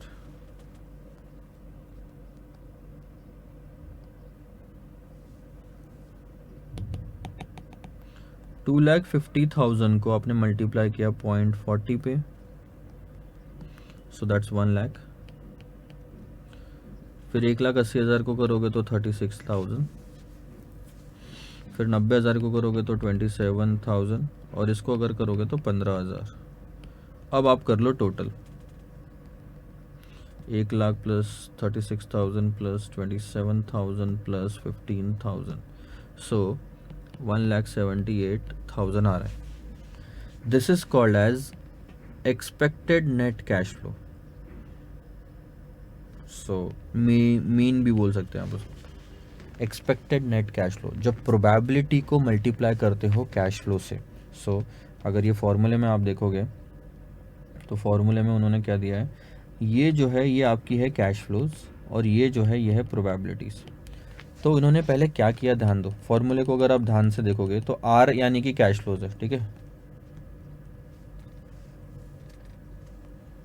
यहाँ पे लिखा होगा, हमने आर इसलिए यूज़ किया क्योंकि इंस्टीट्यूट ने वही चीज़ का इस्तेमाल किया है। आर का मतलब क्या दिया यहाँ पे, कैश फ्लो, और पी का मतलब क्या दिया, प्रोबेबिलिटी। सो ध्यान दो, आर को पहले पी से मल्टीप्लाई किया, हमने भी वही किया, और आखिरी में ये वाला जो पार्ट है ना, इसको कैसे पढ़ते हैं, ये है समेशन। और कभी भी फॉर्मूले को अंदर से बाहर लाते हैं तो अंदर में सबसे पहले प्रोडक्ट है और उसके बाद समेशन है।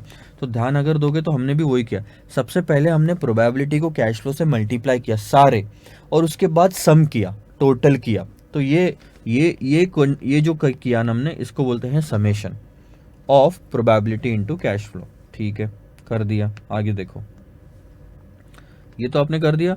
तो आपको दो चीजें समझ में आ गई। एक सेकंड ना, होल्ड करना।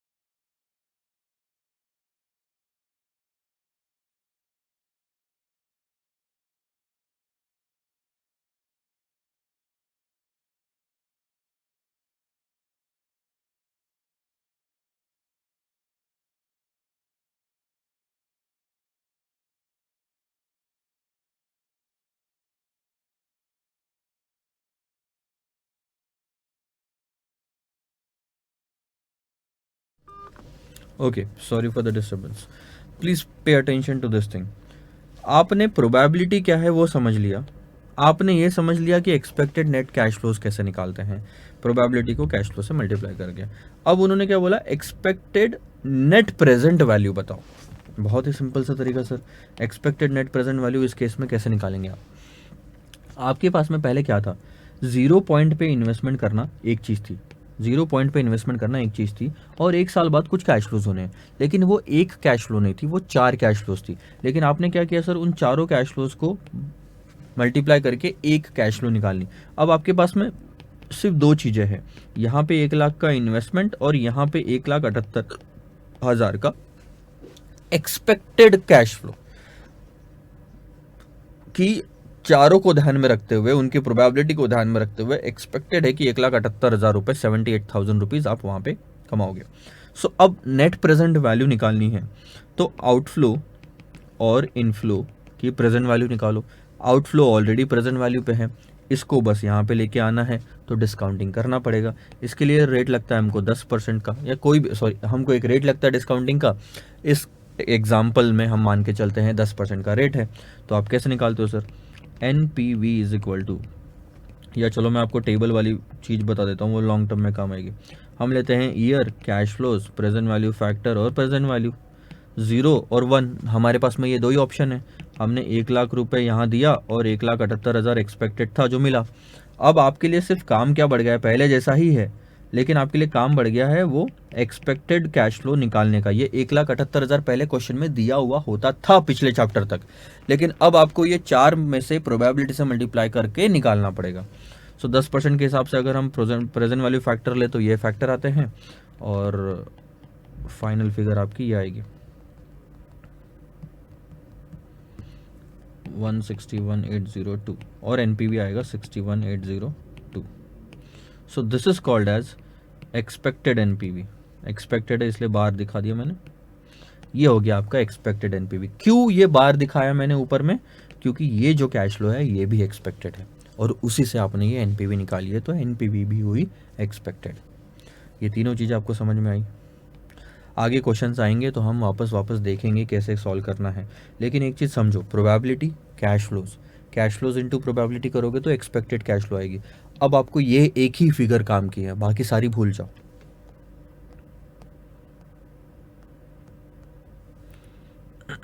देखो क्या किया, एक्सपेक्टेड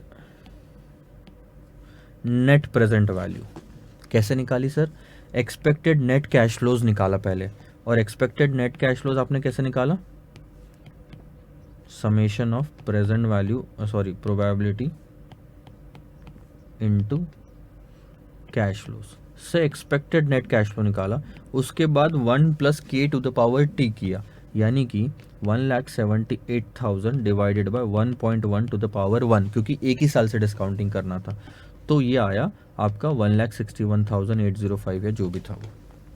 लेकिन सर एक, चलो हमको सब कुछ समझ में आ गया, अब हमको बताओ यहाँ पे वापस से समेशन क्यों है नेट प्रेजेंट वैल्यू में, यहाँ पे समेशन क्यों आ रहा है। मैं बहुत ही सिंपल सी चीज़ समझाता हूँ, समेशन क्यों नहीं आएगा सर। आपने ये 61,802 कैसे निकाला, आपने 1,00,000 को 1,61,802 को टोटल किया, प्लस माइनस एडजस्ट हुए तो 61,802 आया।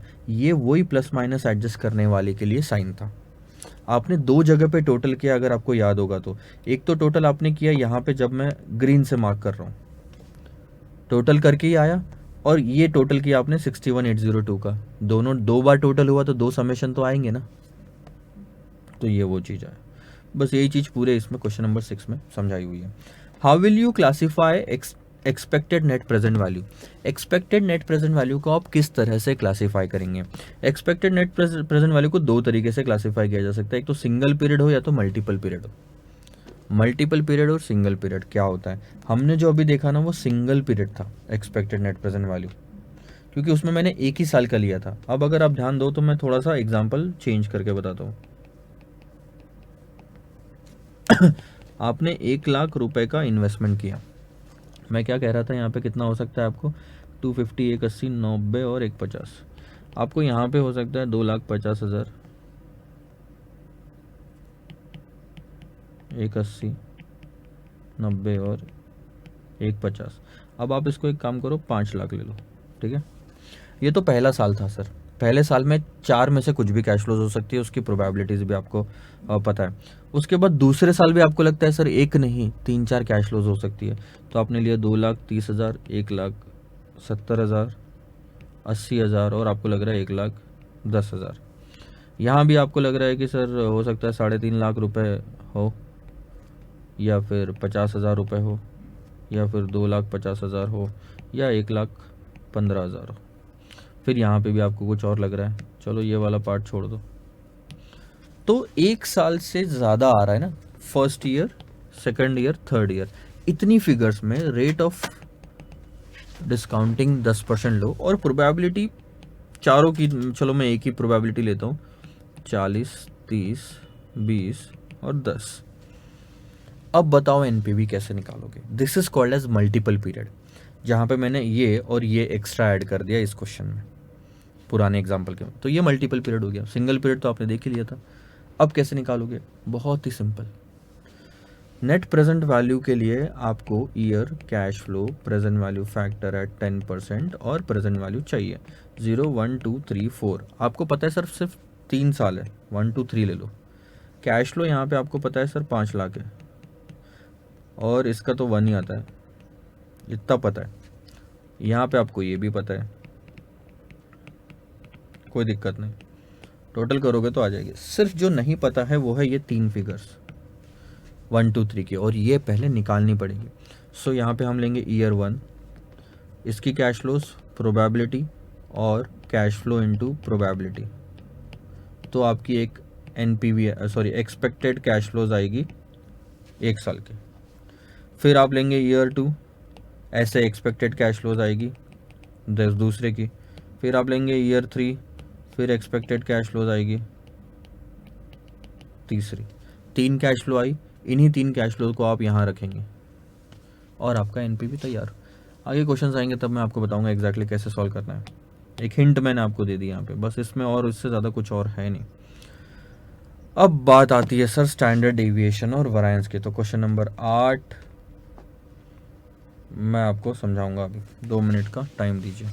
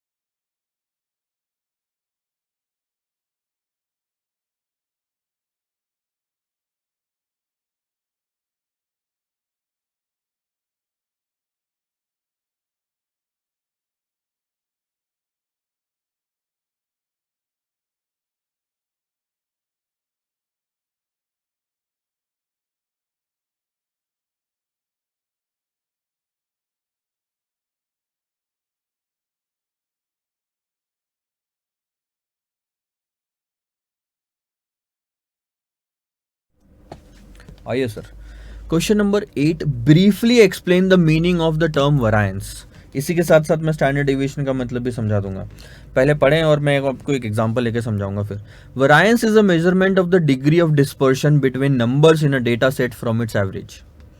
ऐसा तो कुछ समझ में नहीं आता, ध्यान दो फिर से। वरायंस क्या है? एक मेजरमेंट है, एक तरीका है किसी चीज को मेजर करने का। जैसे आप पानी एक इसमें भरने के बाद आप लीटर में मेजर करते हो, वैसे ही रिस्क को मेजर करने का जो तरीका है उसको कहते हैं वरायंस या standard deviation. Variance is a measurement of the degree of dispersion. Degree of dispersion मतलब कितने हद तक वो दूर जा रहा है या अलग है या दूर है between the numbers in a data set from its average. Data set है मतलब एक सेट है जिसके अंदर में 5-6 नंबर दिए गए हैं। अब मैं आपको समझाता हूं।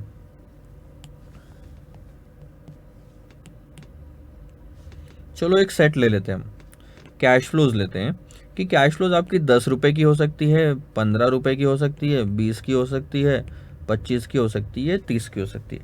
ये हमने डेटा सेट बना लिया। अब हमको करना क्या है, हमको ले लो, चलो प्रोबेबिलिटी भी है हमारे पास में।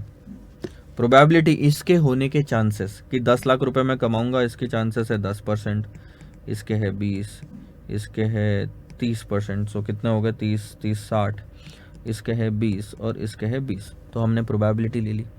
अब इसका एवरेज निकाल लेते हैं। एक चीज़ ध्यान देना, जब प्रोबेबिलिटी नहीं दी है तो एवरेज कैसे निकालोगे? इन 6 का टोटल करके डिवाइडेड बाय 6, ये हो गया एवरेज। लेकिन जब प्रोबेबिलिटी दी होती है तो हम वेटेड एवरेज निकालते हैं, कैश फ्लो इनटू प्रोबेबिलिटी करके। This is expected cash flow. करो मल्टीप्लाई और बताओ। इसको ये आ गया है 1 3 6 5 और 6, सही है। सो कितना आ रहा है? 3 4 5 और 4 9, 12 और 9 21। ये है उसकी एवरेज, या आप बोलो एक्सपेक्टेड। ध्यान दो, degree of dispersion between the numbers in a data set from its numbers in a data set from its average.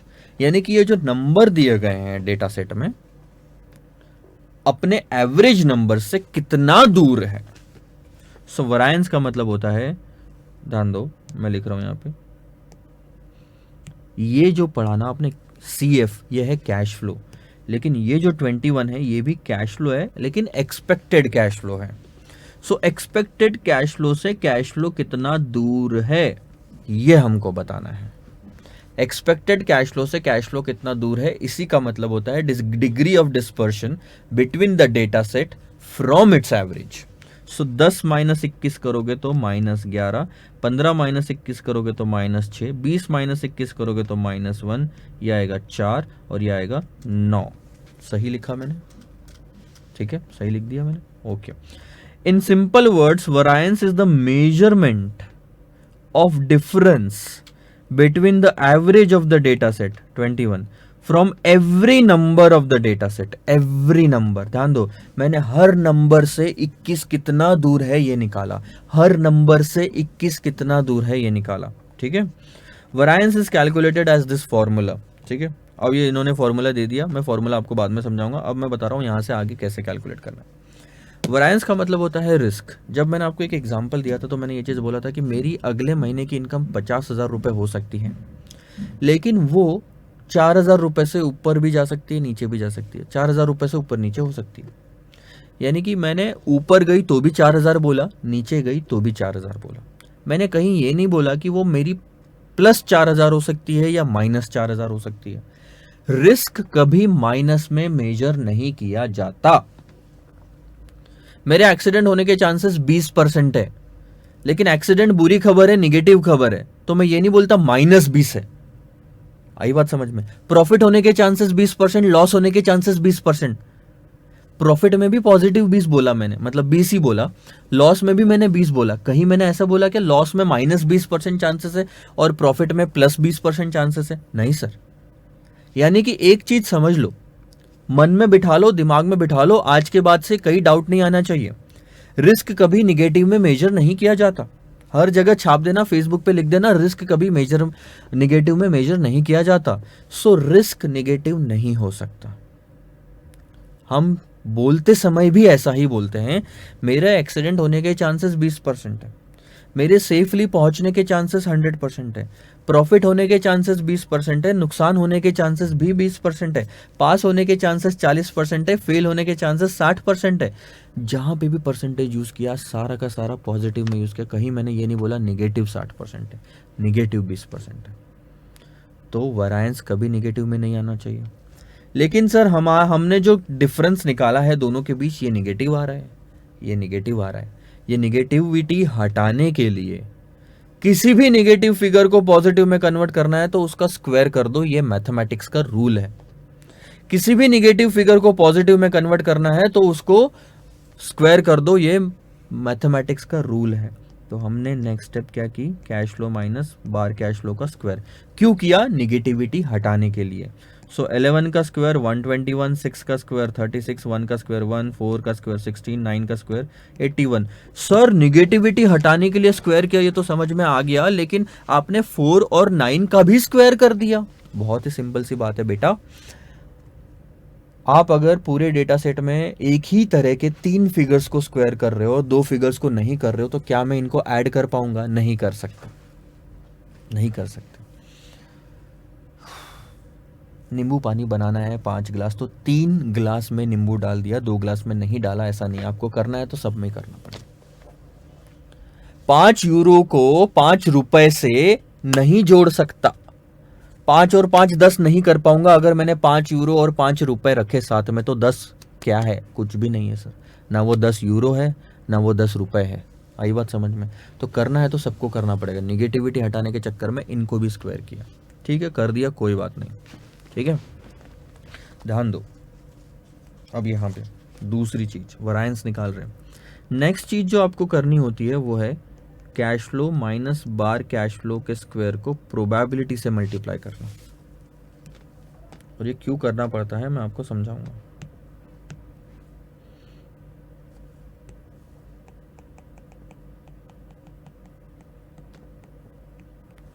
ये प्रोबेबिलिटी से यार दिख नहीं रहा है ना, मेन चीज तो दिख ही नहीं रही है इस केस में।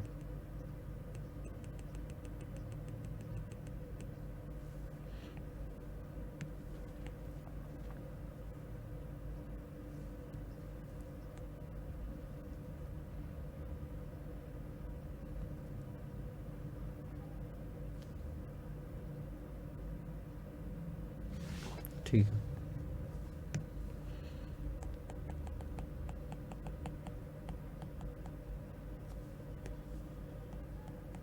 ठीक है, प्रोबेबिलिटी से मल्टीप्लाई करना। सो 121 को मैं 0.10 से मल्टीप्लाई करूँगा प्रोबेबिलिटी से, तो ये आएगा 12.1, ये आएगा कुछ 7.2, ये आएगा कुछ 0.3, ये आएगा 3.2, और ये आएगा आपका 16.20 आई थिंक।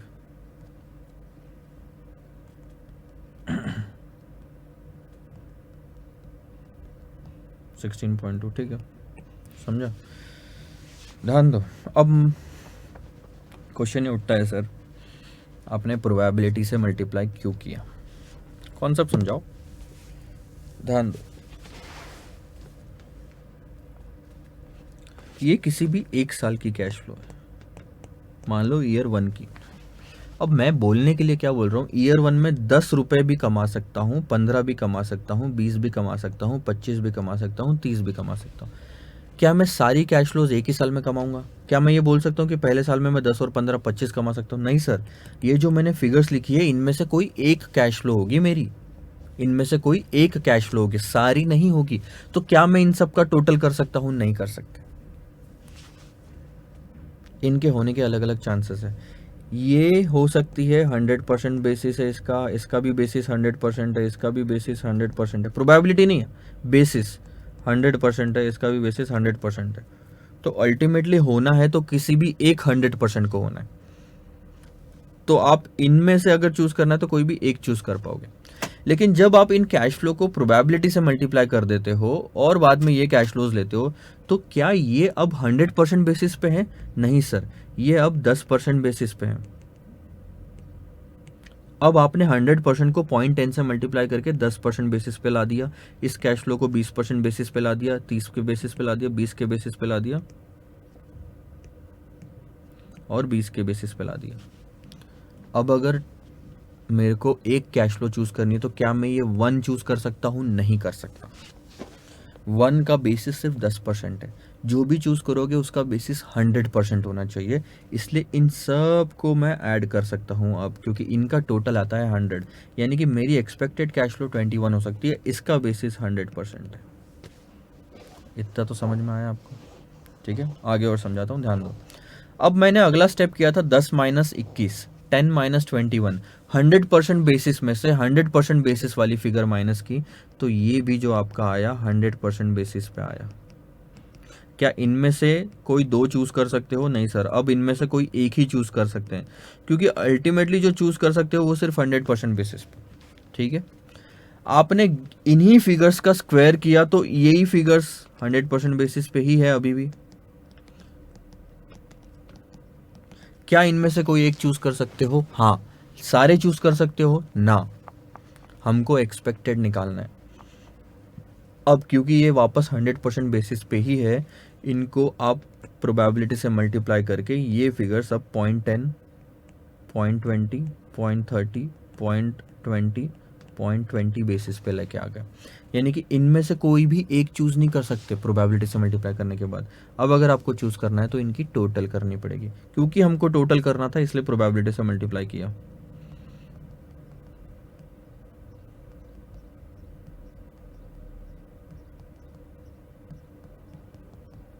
दैट्स 39।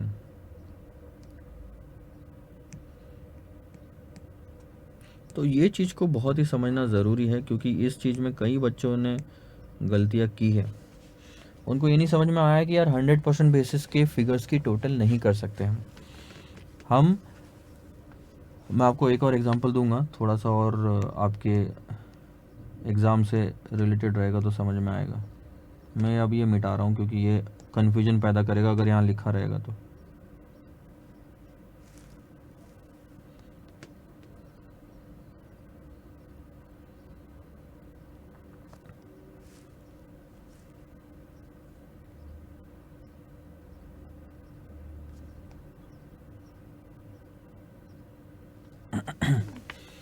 थोड़ा सा हट के मैं समझा देता हूँ कुछ चीज़ें। आपको एग्ज़ाम के रिज़ल्ट में 450 मार्क्स मिल सकते हैं। एक सेकंड होल्ड करो, it's an important call, that's why I have to take it.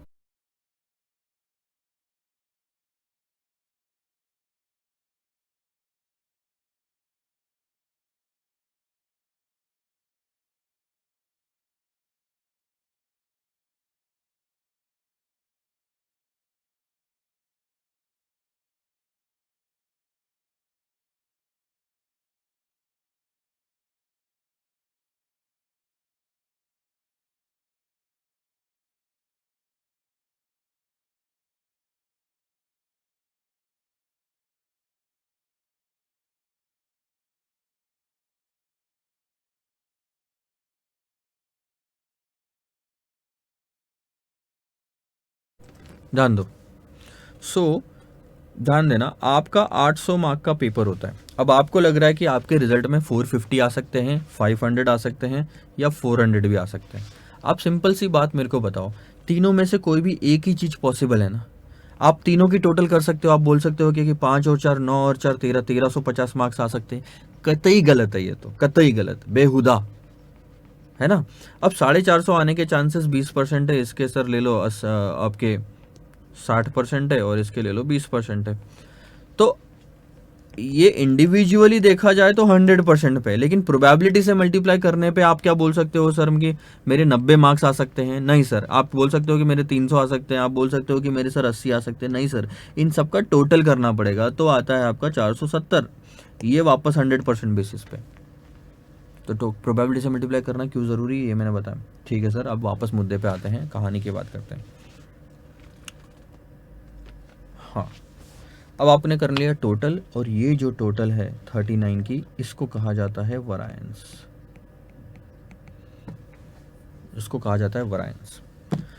Variance is a measure of risk. 39 points very कर रहे हैं, लेकिन यहाँ पे एक और चीज मैं बताता हूँ। आपने निगेटिविटी हटाने के लिए एक एक्स्ट्रा स्टेप डाली थी स्क्वायर करके, वो एक्स्ट्रा स्टेप को वापस हटाना ज़रूरी है। निगेटिविटी हट गई, लेकिन एक्स्ट्रा स्टेप जो डाला उसका जो इम्पैक्ट है वो हटाना ज़रूरी है। अब कैसे हटाते हो?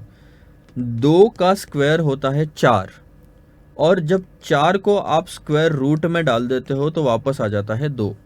एक और चीज़ ध्यान देना, अटक गया ये, कैसे निगेटिविटी हटाते हैं हम। ब्लू में लिख रहा हूँ, -2 आया था आपका आंसर, उसको आपने -2 का स्क्वायर करके 4 लाए। अब इसी 4 को स्क्वायर रूट में डाल दो तो आपका 2 आ जाएगा। यानी -2 को 2 में कन्वर्ट करने का एक तरीका है ये। पहले स्क्वायर करो और उसी को स्क्वायर रूट कर दो। दिमाग में आएगा सर क्यों इतनी झंझट कर रहे हो, -2 को 2 लिख दो अगले कॉलम में। आपकी बात सही है, लेकिन जब ये टोटल की जाती है ना फिगर्स की, तब ये वैल्यू सेम नहीं आती स्क्वायर और स्क्वायर रूट करने के बाद। आई बात समझ में? एग्जाम्पल के तौर पे मैं आपको लिख के बताता हूँ, -2 -3 -4।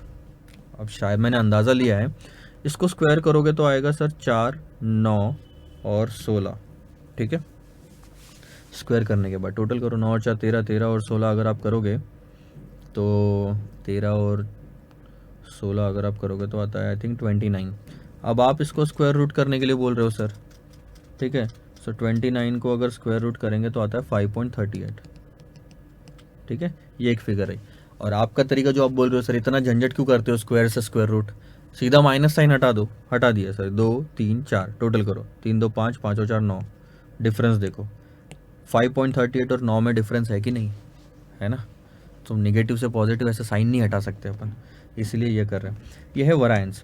और इसका वो स्क्वायर रूट वाला इफेक्ट हटाने के लिए आपको इसको करना होगा 39 को स्क्वायर वाला इफेक्ट हटाने के लिए आपको इसको करना होगा स्क्वायर रूट, जो कि अब आ रहा है 6.25 लिख दूं मैं यहाँ पे। और ये जो आपने स्क्वायर रूट किया इसको कहा जाता है सर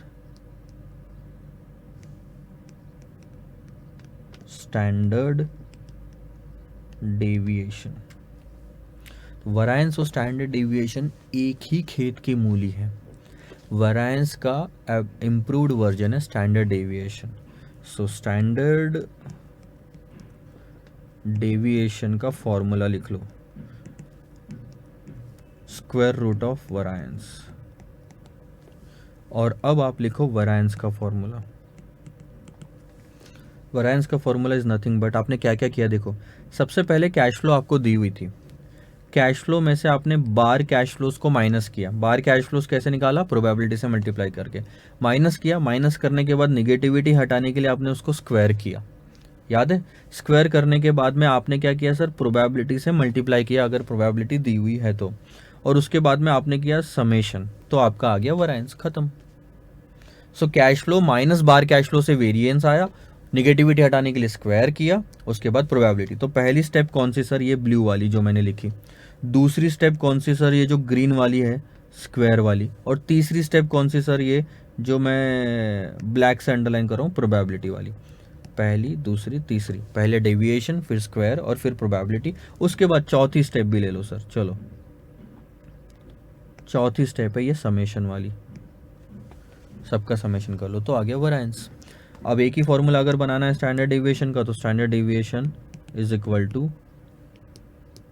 सबसे पहले कैश फ्लो, उसमें से बाहर कैश फ्लोज माइनस किया पहली स्टेप, निगेटिविटी हटाने के लिए स्क्वायर में से मल्टीप्लाई किया दूसरी स्टेप, फिर प्रोबेबिलिटी से मल्टीप्लाई किया तीसरी स्टेप, समेशन किया चौथी स्टेप, और आखिरी में स्क्वायर रूट डाल दो। सो ये एक फॉर्मूला बन गया आपका। That's it, nothing more than this is required. This is what the standard deviation is.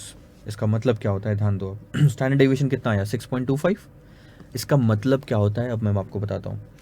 आप ये बोल रहे हैं कि सर अगले साल मेरी कैश फ्लो 10 भी हो सकती है, 15 भी हो सकती है, 20 भी हो सकती है, 25 भी हो सकती है, 30 भी हो सकती है, लेकिन एक्सपेक्टेड है इन सबको ध्यान में रखते हुए कि मैं अगले साल 21 की कैश फ्लोज अचीव करूंगा। तो मैं आपको क्या वादा कर रहा हूं कि अगले साल मेरी कैश फ्लो 21 होगी, लेकिन वो 6.25 रुपए से ऊपर जा सकती है या नीचे भी जा सकती है। सो आप यहां पे एक सेकंड होल्ड करो।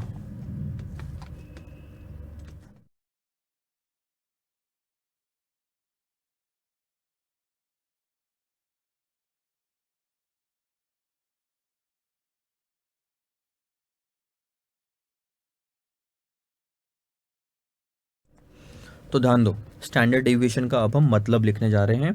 यहाँ पे मैं आपको लिखा रहा हूँ, आप अपनी बुक्स में लिखेंगे। कहाँ लिखेंगे सर, ये भी बताता हूँ मैं आपको। आप कहाँ लिखेंगे, ये जो वैरिएंस वाला है ना, इसमें कहीं पे भी यहाँ पे जो बाजू में जगह मिली है यहाँ पे वगैरह लिख लो, या फिर आपने वो एग्जाम्पल लिखा होगा तो वैसे ये एग्जाम्पल के पास में लिख लेना। लेकिन आप क्वेश्चन बुक में मतलब टेक्स्ट बुक में लिखोगे तो ज़्यादा फायदे में रहोगे। तो लिखो, मैं आपको बता रहा हूँ, हिंदी में बताऊँगा, ठीक है। अगले साल मेरी expected cash flow 21 lakh rupees होगी, या 21 रुपीज होगी, आप सिर्फ लाख छोड़ दो। अगले साल मेरी एक्सपेक्टेड कैश फ्लोज 21 रुपीज होगी, मतलब लिखना जरूर इंपॉर्टेंट है। अगले साल मेरी एक्सपेक्टेड कैश फ्लोज 21 रुपीज होगी।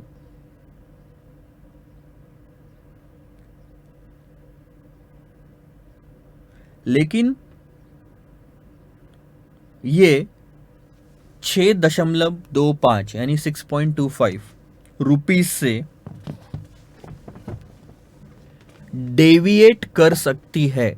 डेविएट इंग्लिश में लिखना चाहो तो इंग्लिश में लिखो, DEVIATE। 6.25 रुपीज से डेविएट कर सकती है। मैं फिर से रिपीट कर रहा हूं, अगले साल की मेरी एक्सपेक्टेड कैश फ्लोज 21 रुपीज होगी और ये 6.25 रुपीज से डेविएट कर सकती है, और ये 6.25 रुपीज से डेविएट कर सकती है। फुल स्टॉप देके आगे लिखेंगे, इसका मतलब अगले साल मेरी एक्सपेक्टेड कैश फ्लो, अगले साल मेरी एक्सपेक्टेड कैश फ्लो, इसका मतलब अगले साल मेरी एक्सपेक्टेड कैश फ्लो 6.25 रुपीज से,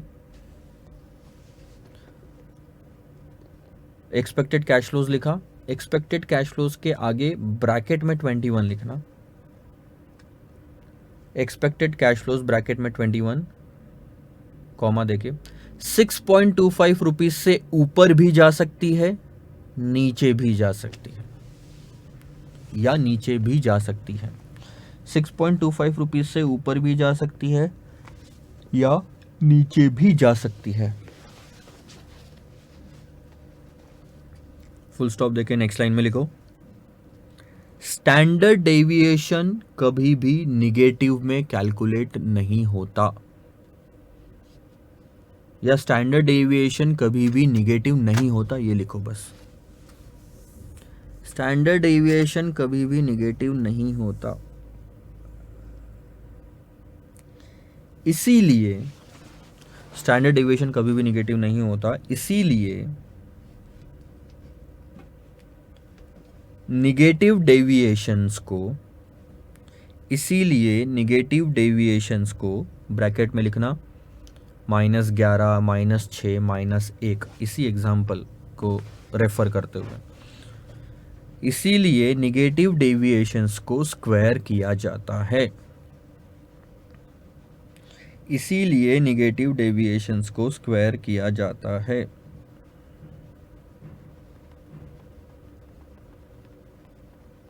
फुल स्टॉप देखिए।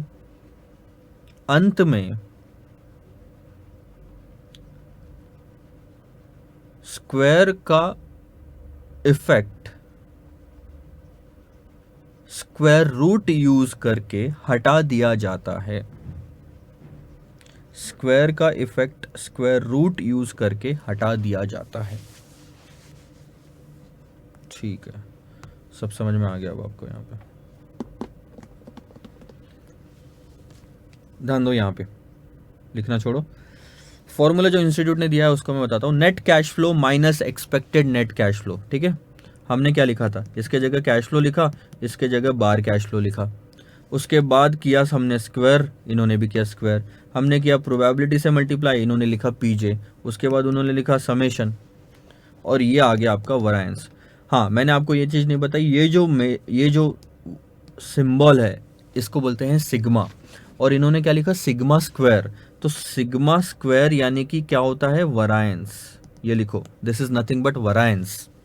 और सिग्मा, सिर्फ सिग्मा अगर होता ना, सिर्फ सिग्मा यानी कि स्टैंडर्ड डेविएशन। सिग्मा स्क्वायर होता है वरायंस, लेकिन सिग्मा होता है स्टैंडर्ड डेविएशन।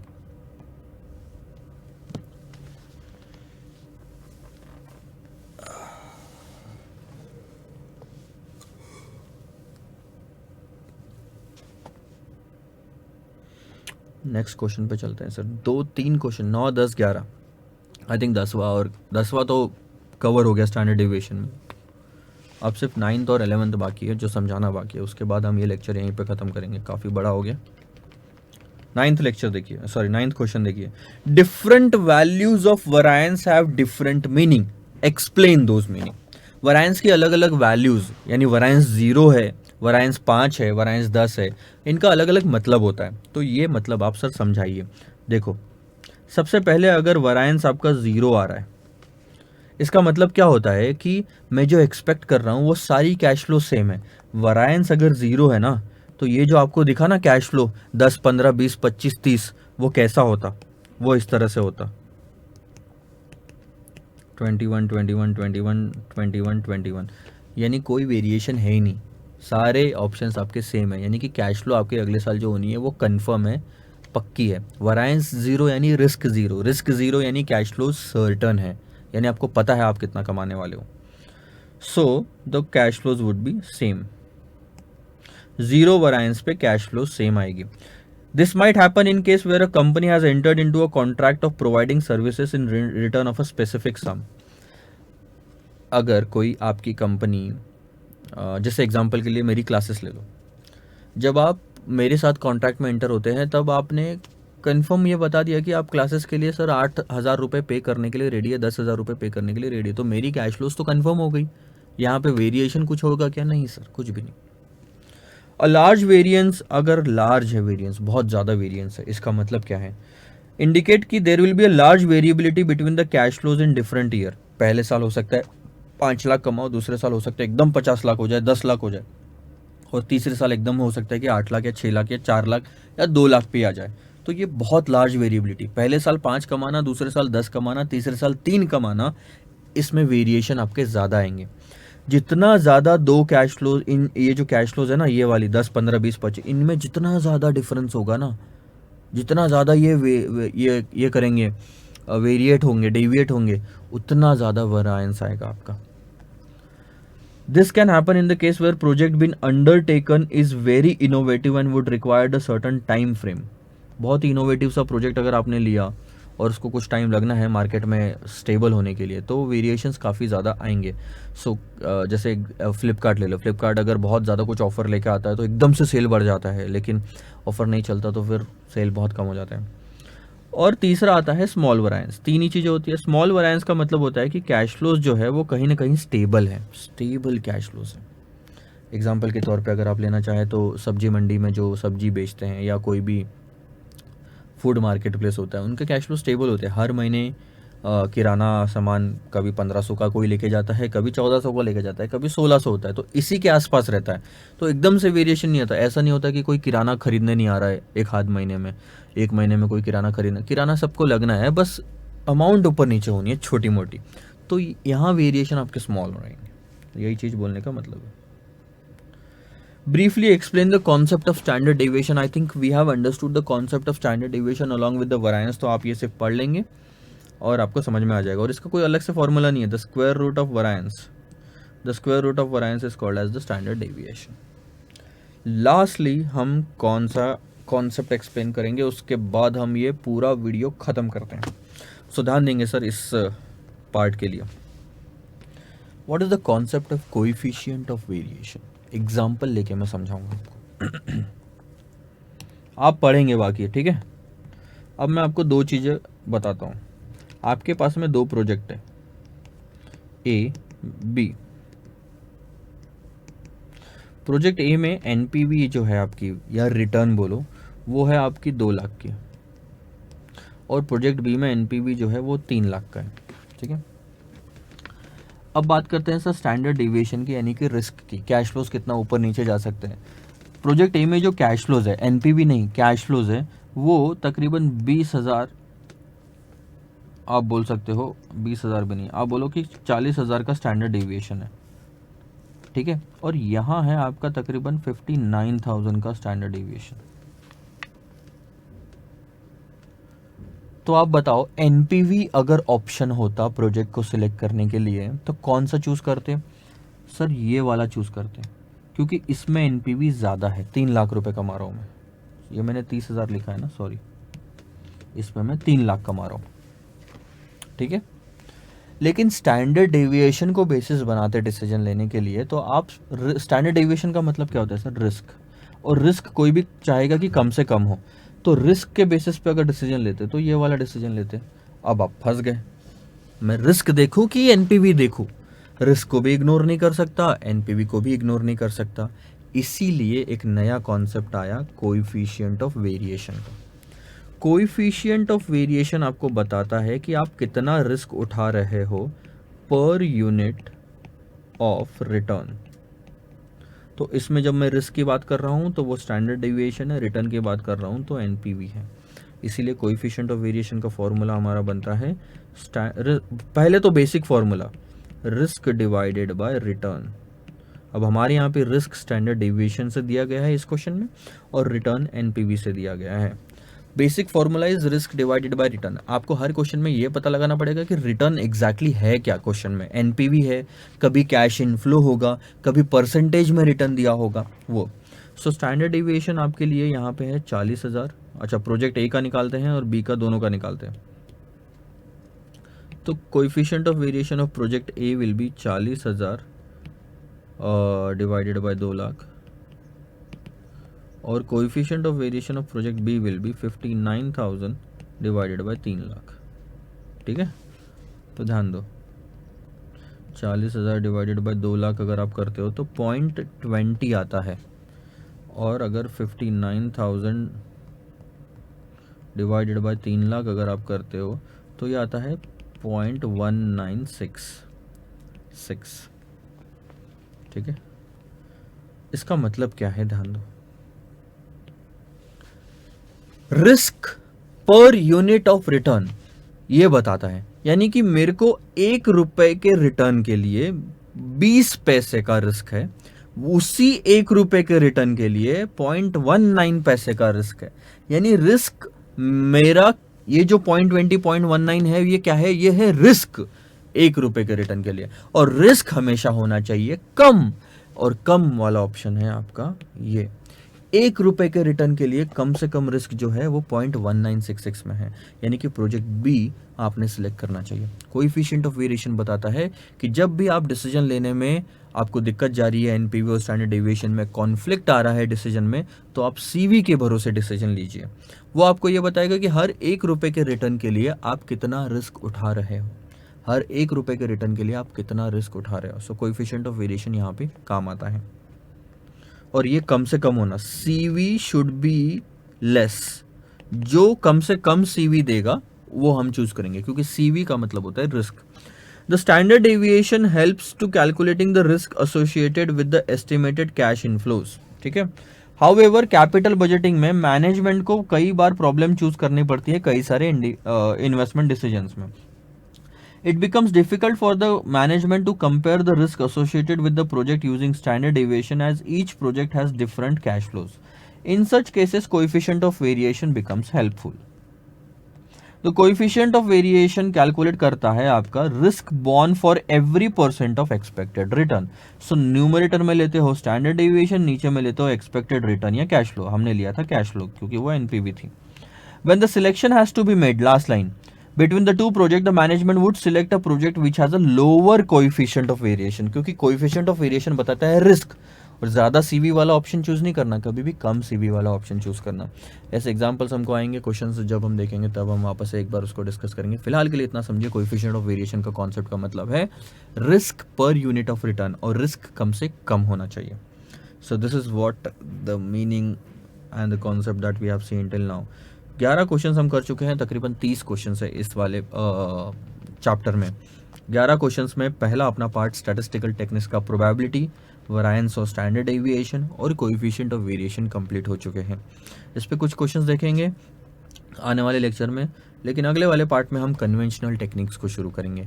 कन्वेंशनल टेक्निक्स में आपके सिर्फ 2 मेथड्स है, रिस्क एडजस्टेड डिस्काउंट रेट और सर्टेनिटी इक्विवेलेंट अप्रोच। ये मैं बताऊंगा इसको किस तरह से इस्तेमाल करना है। So stay connected and stay excited. हो सकता है हम क्वेश्चंस पहले देखें और फिर कॉन्सेप्ट्स देखें। Bye bye.